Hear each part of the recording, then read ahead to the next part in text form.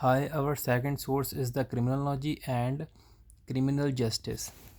So, in the criminology, in the civilization, as we studied, in the civilization, the people of the foreign nations take control of the other nations and considered the indigenous people as inferiors, and they are not allowed to speak their own language. So in Canada, what happened? They just considered the people, indigenous people, as inferior, and they showed that in the civilization they are not using their sources very well, so they can be used for trade work. So they divided the country into different parts according to their race and culture. So the superior part was the white people. The white people of Britishers, they did the crime according to their choice, and they made the laws according to their choice.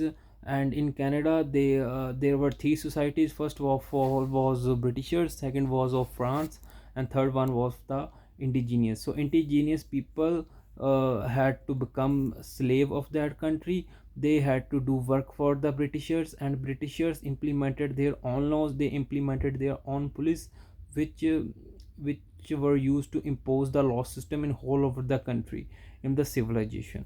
So it also happened in the US. In the US, they just transferred the African slaves from the Africa to the US to work, and didn't consider it crime. Even the crime was that if people just was against that kind of things, it was considered the crime in the criminology. In the crime, they didn't get the justice. As we watched the media, as we watched the uh, famine in India, Indians were not allowed to make their own salt, but Britishers took the salt from their country, from India, and they transferred that salt to the England, where the in the factory salt was made, the spices was made, and it was transferred to the India again. And if Indians tried to make their own salt, then what happened? They were considered criminal in the civilization. They didn't get the justice. Even they were behaved bad. They had to live their whole life in the jails. The specific police was made who impose all that kind of laws. So these all kind of things are in criminology and in justice.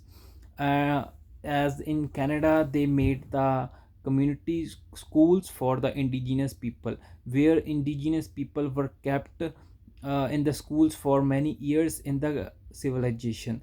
They had to follow the English language instead of speaking their own language, which was Indian language. So if they spoke the other language, they had to hold their tongues for half an hour, and if they dropped their tongue, they have to again hold their tongue for many times. It was not considered crime. Indeed, in the civilization, it was considered justice. They If any children from the indigenous family wanted to go home, they were kept in the small jails, kind of jails, and the indigenous people were also raped. But it was not crime. The crime was that if they spoke their own language, if they followed their own language, it was the crime in the civilization. So no one got the justice. The white people just made the law against indigenous people, against bad people. But it was all considered as justice. But if the indigenous people did the crime, it was considered the crime. These all kind of stuff is in the criminology and justice from for the crime. So I'm very thankful that professor told us these kind of things, and I study all the sources, and thank you very much.